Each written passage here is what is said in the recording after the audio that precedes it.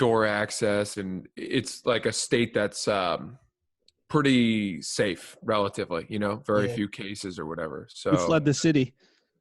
yeah, dude, I got out early. I mean, I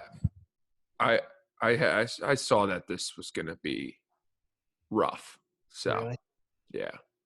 Yeah, I was one of those idiots who didn't really take it I too took it seriously the whole time. until the quarantine really kicked in. Yeah. Yeah. How you guys doing? Good. And we're all right. It's pretty bad by us, so I don't, haven't been New doing Jersey. much, obviously, but Oh, are you guys both in Jersey? Yeah. yeah. Got it. We're in Yeah. You're Jersey. actually you were supposed to perform at the comedy club in June, Stress Factory. We live right by there. Oh, I had forgotten that I even had that gig. Jesus. It's a good club. It is. I've played it before. I love that place. But yeah, who knows when that'll be rescheduled for. Yeah, it's Yeah, really. And then you were supposed to do Skankfest, right? And what was that, the March? Or was it April this month? Yeah. That was for Austin, exactly. Texas, right? Or no? That was Houston. in Houston. Okay. Yeah. So not who knows? We'll see when that'll come back. I mean, those guys are crazy. So yeah. I'm sure they're not too worried about it, honestly. Yeah. Some places were trying to push stuff, and like I know some comics who have dates at like the end of June are still like optimistic and stuff, but I don't think it's gonna be. Dude, it's crazy. Yeah. I got booked for to do Zany's Chicago for a weekend in God, it must have been like, I don't know, June or something. And then obviously they were like, okay, well, this isn't gonna happen. So then they rebooked it for July. And I was like, what are you guys doing? This is ridiculous. Well, they're saying like some places are saying there can't be live anything until 2021. Like any group, any live. Once I saw Rogan cancel for the fall, I knew it was like, oh fuck. Yeah, exactly. I mean, he's canceling, arenas, so a slightly different ball game, I would say. Yeah, exactly. I'm like, oh, this is not good. Arenas will be the last place that can come back. Yeah, but oh well. How are you guys making do? What are you? What's your day-to-day like? I mean, I'm just trying to keep myself busy. I work for a few places here and there, like sporadically, and then we're trying to keep the podcast consistent since everyone just does live and Zoom now. Obviously, it kind of gets a little annoying. The quality's shittier though. Yeah, shittier quality, but we're still trying to just be consistent, and then write, I guess, do makes total sense. Stuff. Yeah. What else? What else that's is kind there? of all you can do. We don't have a studio like Schultz or Rogan. But dude, you guys are in good shape. That's very lucky that you have jobs that can take up the time of day. Like that's the biggest thing keeping me sane. Yeah. You do stuff for Bro definitely. Bible? Hello? Oh yeah. You there. Yeah. You do stuff for Bro Bible? It's like you said that oh yeah, how's your rough and then immediately went to that. Oh no, Mike, go ahead. I was just gonna say you do stuff for Bro Bible. We got it. We'll start it up in like 2 minutes. Yeah. So just kind of writing full time for them, which great. is a saving grace. I feel very lucky to have anything to do right now, frankly. Yeah. I see you putting stuff online though. Dude, the Masters thing you did was hilarious. Oh, thanks. Yeah, just Instagram shit, using my family, whatever I can. Innovative. Yeah. So, yeah, I'm ready to rock though. If you guys are, I kind of have to I have to be done by like probably, I don't know, 1:10-ish, if that's cool. That's perfect. No, we only want to do like 20 minutes, 30 minutes. It's perfect. Okay, great. Awesome. Oh, yeah. Yeah, we've realized that shorter podcasts right now are probably a better idea anyway. Sure, and maybe in general. Mike, Yeah. Mike, you started doing the audio? Yeah, do the intro. Okay, yeah. Keep It Basement podcast. We got Francis Ellis from Oops Podcast, Bro Bible again. Thanks for coming on again, dude. We really appreciate it. Obviously via Zoom, live from Maine, which is probably one of the better options to be in this country, along with like fucking Wyoming. Yes. I heard Wyoming has like 3,000 cases, but yeah, thanks for coming on again, dude. We just, obviously everyone just want to talk about the quarantine, the state of comedy. Everything sucks right now, but I think it's making us more creative, maybe more innovative. It's really like opened up. Like I've never realized how quickly like comedy or like live shows, any kind of musicians are fucked, restaurants, really everything that is in the service industry, how quickly it can go away. But yeah, I don't know. We just wanted to hang around and talk a little bit about what you've been doing and what you think the future holds. If this will be like if this could somehow have a massive effect on us, like forever after this, really. If it could ever go away or if it ever could stay like this for a really long time. I don't know. I think unfortunately I do think that there will be lasting implications for the comedy industry and broader live concert gathering venues, all that shit as well. I mean, if you think about it, like everyone's going to be much more wary of spreading germs and their proximity to other people and all of that. And the nature of comedy was built on the idea of cramming as many people as possible into a small space. The best comedy clubs are ones that have low ceilings and where every seat and every table is as rammed and as uncomfortable as possible. And that business model is not going to hold up even once everyone gets the green light. The flip side argument is that people are going to be so stir crazy to get out that they're going to be excited to get back out there. But I don't know. I think there's going to have to be sort of a restructuring of how we understand comedy clubs, whether the tables are farther apart or the capacities are lower. And I just don't know that like people are going to be rushing back to that. I don't know that people are going to be rushing back to movie theaters, musical concerts, stand-up comedy shows, gyms. I just have to think that we're all going to be fearful of this or another version of this somewhere down the road because this has been so shitty. What do you think the movement is like? Do you think everyone's going to be on YouTube? Is it the comedian becoming the new media personality, like a Rogan, Theo Vaughn, Schultz? Is it like some like, well, you got to keep creating content, Yeah. I don't know exactly. It's funny. You look at, there are a lot of stand-up comedians I know in New York who lived for 7 to 10 p.m., 7 to 11 p.m. Like that was the entire part. That was their day. And when they didn't have, now that they don't have spots, a lot of those comedians, what are they doing? Well, they're not writing books or learning how to paint. They're not writing screenplays. They're just watching TV right now. And then it makes you realize, well, like those people weren't really wired to succeed anyway. You have to be more adaptable than that. And I think I look at comedy as sort of, if you compare it to like practicing to basketball, right? Let's say that stand-up is your dribbling and writing is your 3-point shooting. I mean, there's different disciplines within it. And just because you've been shut off from dribbling doesn't mean that you can't become a good perimeter shooter or try to flex these different muscles. And so I think that the people who are willing to accept that, like, they're not strict stand-ups anymore, but that they can attack comedy from the different languages that it's spoken in, are going to be a lot more successful right now than others. So you got to be like multifaceted with multiple things within comedy. Yeah.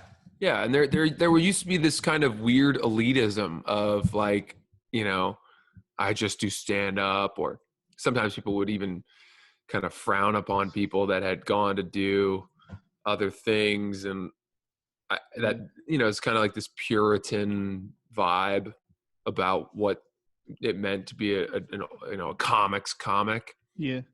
And at the end of the day, if you actually want to succeed in comedy right now, you better find another way to make money, because we're not getting paid through stand-up anytime soon. I was making the argument with a friend who's like a purist in a way, and I was like, someone told me who's like outside of comedy, like they don't go to comedy shows like because they saw someone at the comedy club. It's more or less they saw some free content on social media and then it made them go there. And then they were also saying that like Dave Chappelle would have social media like back in the day to make it. So would Chris Rock. It's different times. They didn't have social media then. You do whatever it takes to get amplified. Yeah, I totally agree with that. And it'll be interesting to see if this persists for a while, what people like Dave Chappelle will end up doing. Nate Bargatze, people who have not, Aziz Ansari, they're not big on social media. They don't even have it. They have the luxury of not needing it. Yeah, Pete Davidson.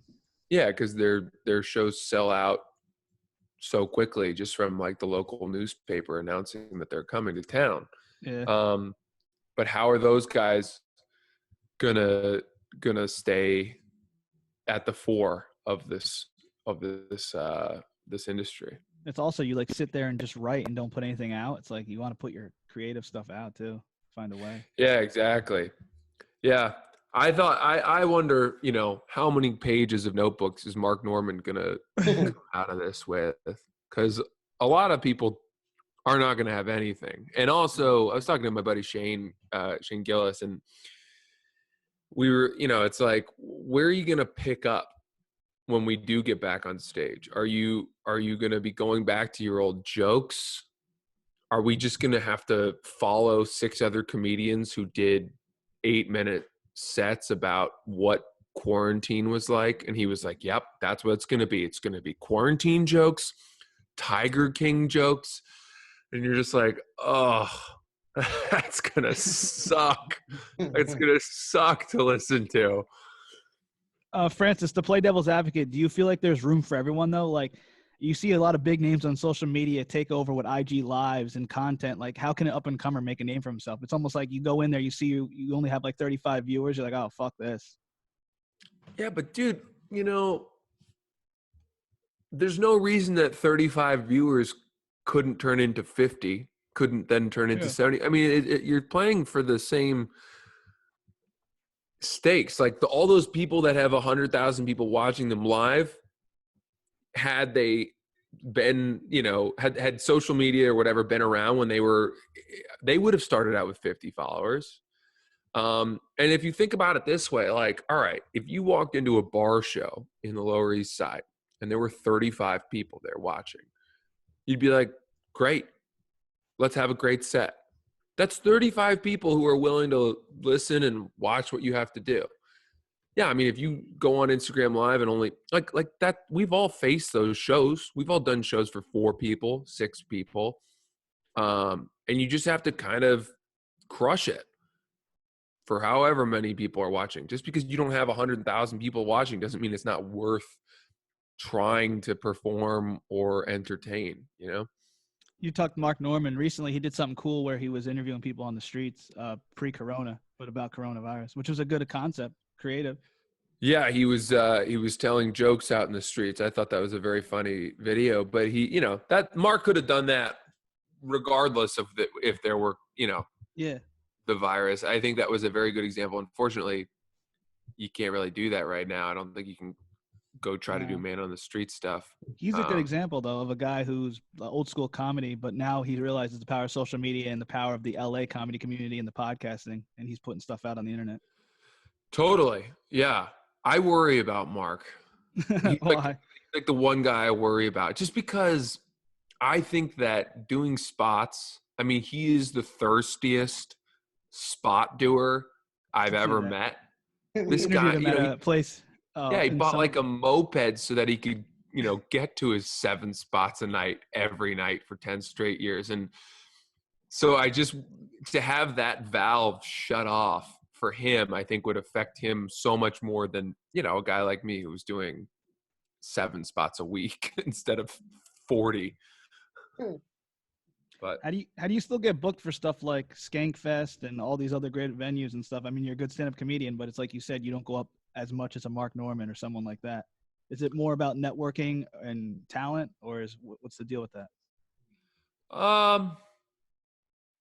Yeah, I don't know. I think I know the Skankfest guys, or I know Legion of Skanks guys. I've done that podcast. And I mentioned to Lewis one night that I would love to do Skankfest, and that was kind of the end of that.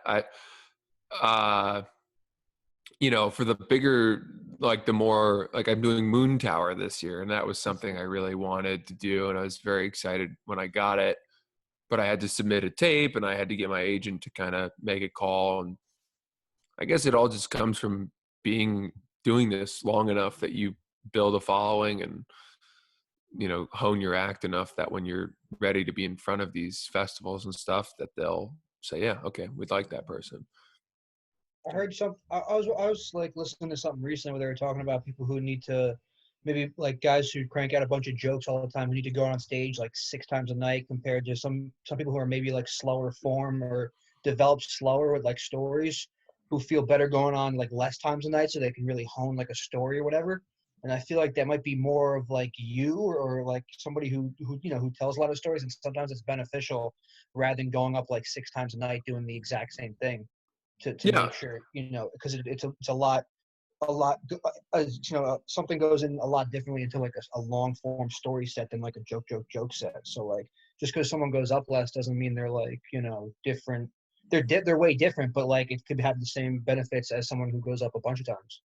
Yeah, I totally agree with that. I think there's this dick measuring contest in stand up in New York of, how many times a week are you getting up? It's that question, and then it's how long have you been doing it, which is like the way that every comedian in New York tries to get a read on whether or not they should respect somebody. And I've done weeks where I've gotten up 15, 20 times, and then I've done weeks where I've gotten up 3 times. And I think that depending on how you prepare for your spots and how diligent you are about trying new stuff and going back and listening to the sets that you did, there's no reason that 3 spot week is not more valuable than the 21 spot week. For me, 5 sets a week, 5 to 7 or 8 is plenty. It's plenty for me to progress at and work on material as much as possible. And then, there's a lot to be said about going on the road on the weekend. Like if you go headline and you get you get 4 50-minute spots on the weekend, 2 Friday, 2 Saturday, like I get more from that than I do from a whole week of spots. So, but that's kind of, that's a luxury for sure. How can you tell you evolve through those periods? Like you said, some nights people go up 15 times, other times 5. Like you said, it depends what's meaningful to that comedian. But I feel like you could you go up 5 times, get on a couple podcasts that week, cram out a lot of content, and get more productive than you would if you went up somewhere like 20 times and did nothing else. Yeah, I think the one thing that you get from going up a ton is a level of comfortability. Yeah. Which can't really be replicated with fewer spots. And what I mean by that is like, knowing how to deal with hecklers, knowing how to go to crowd work if you need it, knowing, that different crowds react to different material, when to switch to a different joke and all of that. That comes from just doing reps constantly, just knowing what to throw out in certain situations. But as far as honing your material goes and coming out with killer material, it's like, I don't know that just going up every night and doing your same set 4 times in a row is really going to make you that much better of a comedian. Mm. Well, has there been like any, like, not to go back to the whole quarantine or anything, but like amongst like your comic friends, like Shane's or Norman's or whoever, or like your personal friends, your family, like, have you guys been talking about like what this could mean? Like, what if people who like road comics can't go on the road again until like 2021? Like, That's wild. has anyone like talked to you like nervously or like really worried about the future, or they're kind of just like waiting to see when it like let it pass and then see what happens? I don't think we've reached that doomsday conversation yet.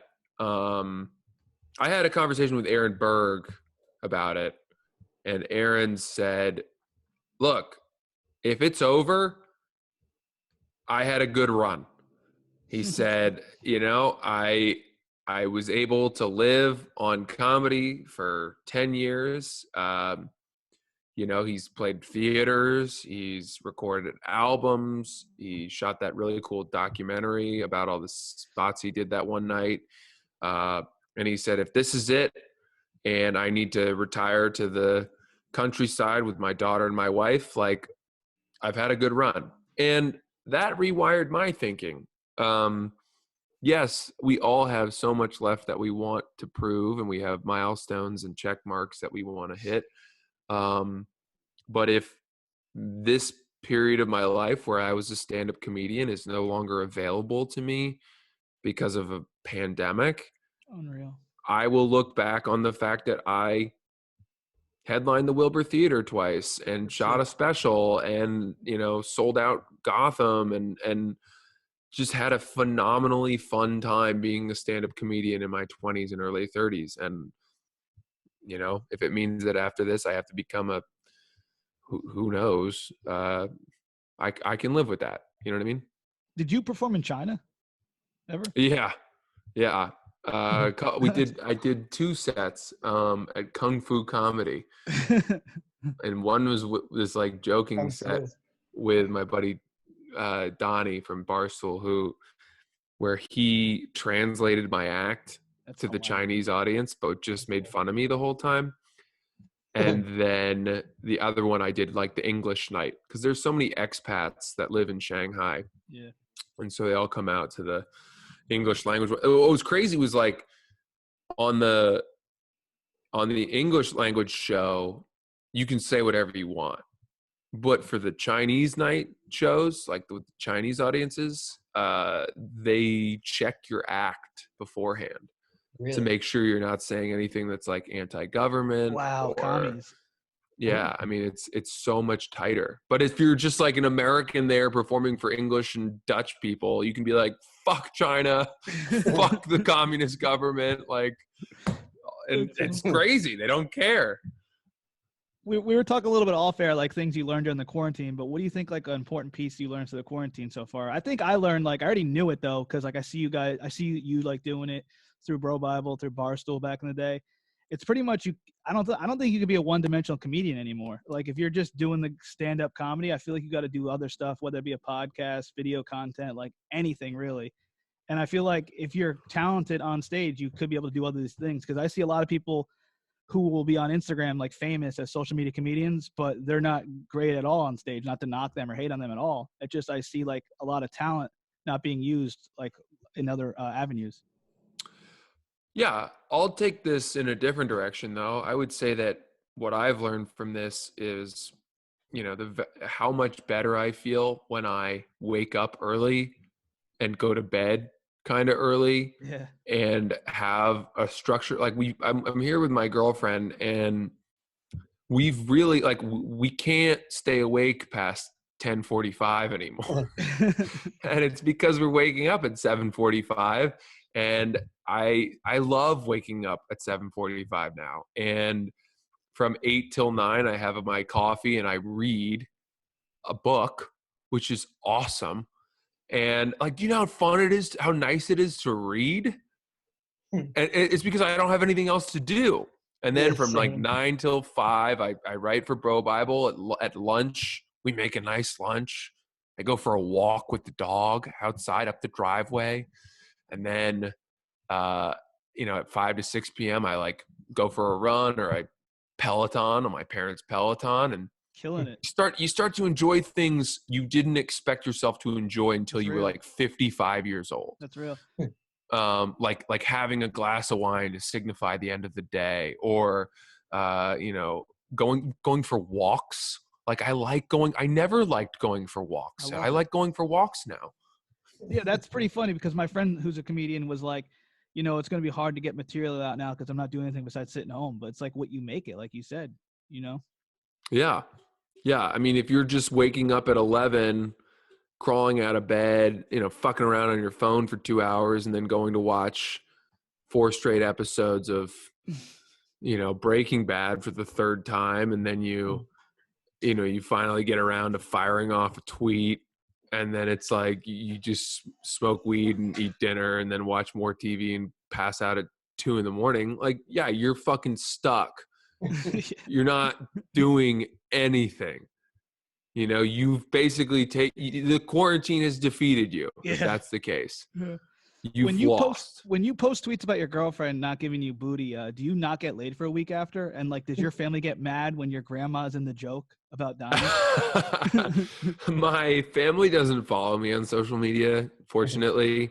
But my girlfriend has a very good sense of humor. She's been like just totally upbeat and able to laugh at kind of any joke that I have that includes her. But I also think my humor has evolved a lot. She and I have been dating for over a year and a half now. And even since we started dating, it went from like, you know, kind of low hanging fruit, like my girlfriend bugs me jokes to like actually being more honest about my relationship and the experiences we have. And I think it got a lot funnier. And so especially since now I'm not like insulting her in the comedy, she tends to think it's funnier and is always on board. Yeah. I got a funny story, actually. This girl that I hung out with pre-quarantine went to the Girls Gotta Eat podcast? Yeah. You were there. She was in the front row and you were playing piano and songs and everything like that. And she loved you. And like, she brought your name up. I'm like, wait, I interviewed him. I know him kind of. And it was funny. And I was hanging out with her pre-quarantine. She's a nurse though on the front line. So I've hung out with her since. Don't want to get corona. But hang on, is that your girlfriend or somebody? Not my girlfriend, but it was a girl that I hung out with, and we started talking comedy. And like, I didn't think she was a comedy fan at all, and I didn't bring it up. And she started talking about how she's a fan of Girls Gotta Eat. Her sister got her into it, and then all of a sudden she likes your comedy and Chris D'Elia and DeStefano, people like that, and got into comedy. And she liked how you were playing the piano doing comedy, and like she likes all your shit and like follows you. Oh, well, give her my best. I hope it works out between you two. Yeah, I hope so too. I haven't hung out with her since though. I don't want to get the Rona. No, you can't. You can't hang out with her. Not now. What are the odds? Yeah. But shout out to the people on the front lines. I thought you would like that story. I guess it was good. The show in New York City recently, pre-corona. Yeah, they were at Town Hall. It was pretty sweet. Their Christmas shows, they sold them both out, and I came out for 10 minutes at like halftime, and they were doing like an outfit change, and I had this big grand piano and got to play some songs, and then they came back out. Super fun. Super fun. Huge. And then you were on Schultz's live doing the piano too. That was funny. I saw that. Oh yeah, I did his Corona's Got Talent thing. That's a good concept. I mean, it is a very good concept. Yeah, is he not? He's not doing it anymore, right? I don't know, but have you seen his new studio? He's going hard every day. I've been there. How sick is that? It's pretty cool, and you know his camera equipment is just insane. That's what I'm saying. You look at his lighting. He's so maniacal about lighting and framing and the look and the sound, and you know he's just operating on a different level in terms of the expectations for all of that. Yeah, it's crazy. He's got Charlemagne in The View looking like really shitty, and then his side is like 4K HD, like when they're doing like these podcasts for Zoom. It's funny. Yeah. I mean, you know, that's what comes when you invest in yourself, and that's always been his model. Is that most of the money he makes, he just invests back into his own career. Do you believe in that? Like, do you see that? Like, that's a good model. I think it becomes something you can do once you achieve a certain level of success. I don't think that, you know, you can really invest in yourself until you're able to cover your rent and, you know, your basic shit in life.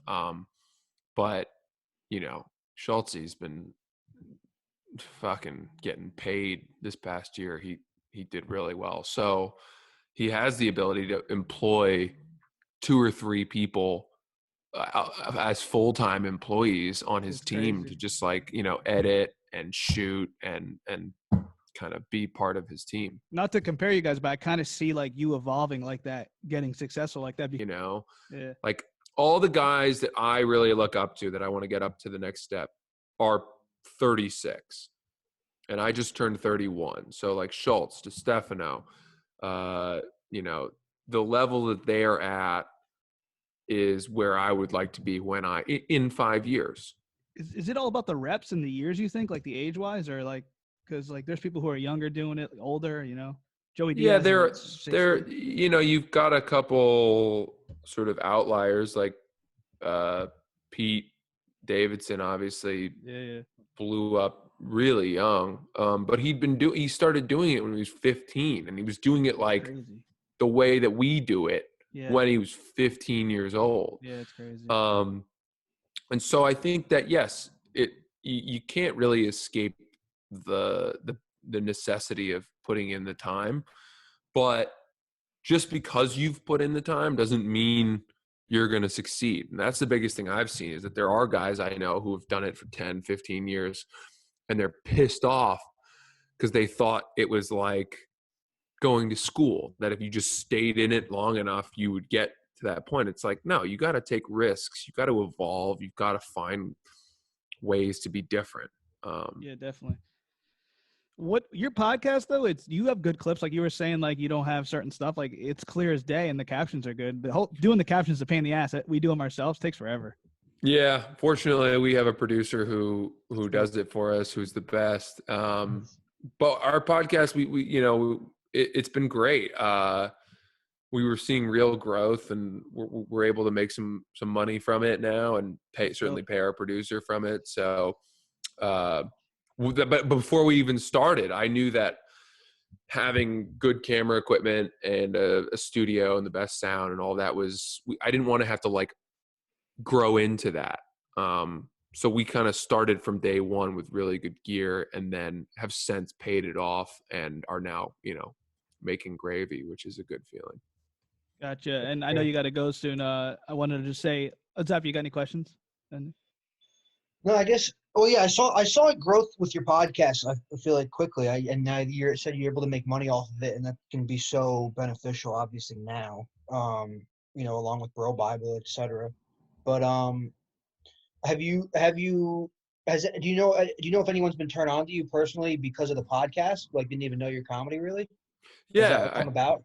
I think so. I know that certainly. I'm very good friends with the Girls Gotta Eat girls, and I work with Ashley a lot. She and I are kind of partners on producing a show at the Stand every month. And when I've appeared with them so much that some of their fans have come over, become fans of our podcast. And then now I'll get people who come to my shows on the road, and they're like, yeah, I first heard you on Girls Gotta Eat.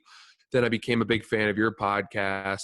And some of them don't even know that I worked at Barstool, which, you know, for many years was like how I was kind of known. Yeah.